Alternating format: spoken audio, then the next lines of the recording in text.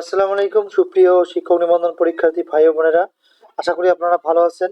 আজ আমরা আলোচনা করব 19তম শিক্ষক নিবন্ধন পরীক্ষা রাষ্ট্রবিজ্ঞান প্রভাষক পর্যায়ে যেভাবে প্রিপারেশন নেবেন। যাদের প্রিলিমিনারি সাজেশন পড়ে রয়েছে, যারা প্রিলিমিনারি পাস করতে পারেন না, তারা চাইলে আমাদের কাছ থেকে প্রিলিমিনারি সাজেশনটি সংগ্রহ করতে পারে।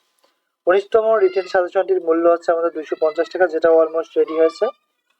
18তম যাদের ভাইবা সাজেশন লাগবে, যেহেতু ভাইবা ডেট এখনো হয়নি আপনাদের, যাদের ভাইবা সাজেশন লাগবে তারাও আমাদের কাছে যোগাযোগ করতে পারে। যেহেতু আমি নিজে একজন রাষ্ট্রবিজ্ঞানের স্টুডেন্ট, সেই অনুযায়ী আজ আমি একজন প্রভাষক পদে নিয়োজিত রয়েছি। আপনারা জানেন যে আমি নিজেও একজন রাষ্ট্রবিজ্ঞানের স্টুডেন্ট এবং আমি 17তম শিক্ষক নিবন্ধন প্রভাষক পর্যায়ে একটি কলেজে ইন্ডেক্সারি হিসেবে রয়েছি।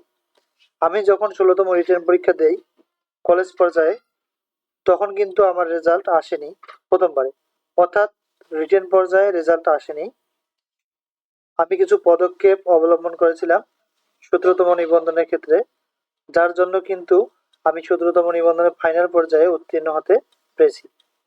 আজ আমি আলোচনা করব যে কিভাবে রাষ্ট্রবিজ্ঞান সাবজেক্ট রিটেনে পরীক্ষার মধ্যে উত্তীর্ণ হওয়া সম্ভব। প্রথমত আপনাকে মনে রাখতে হবে কোন প্রশ্নগুলো আপনার জন্য গুরুত্বপূর্ণ। সে ধরনের অল্প কিছু প্রশ্ন আপনাকে সিলেক্ট করতে হবে এবং খুব ভালোভাবে আয়ত্ত করতে হবে, বিশেষ করে পয়েন্ট ও সংজ্ঞাগুলো। পয়েন্ট এবং সংজ্ঞা ভুল করা যাবে না, এগুলো বইয়ের ভাষায় লেখার চেষ্টা করবো। অনেকজনে দেখবেন যে সংজ্ঞার ক্ষেত্রে দার্শনিকের নাম বানায় লেখে, এটি কখনো করতে যাবেন। দার্শনিকের নাম অবশ্যই বইয়ের ভাষায় লিখবেন এবং পয়েন্টগুলো অবশ্যই বইয়ের ভাষায় লিখবেন। 100 মার্কেরই আনসার করতে হবে, সকল প্রশ্নের উত্তর যেন সমান হয়।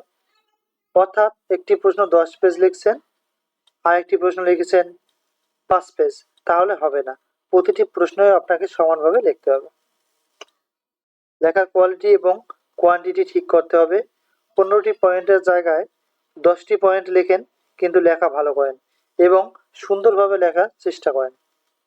খুব বেশি লেখার প্রয়োজন নেই, অল্প লেখেন, লেখার মান ভালো করেন, দেখবেন যে আপনি পরীক্ষার মধ্যে অবশ্যই উত্তীর্ণ হবেন। সকলের জন্য শুভকামনা রইল।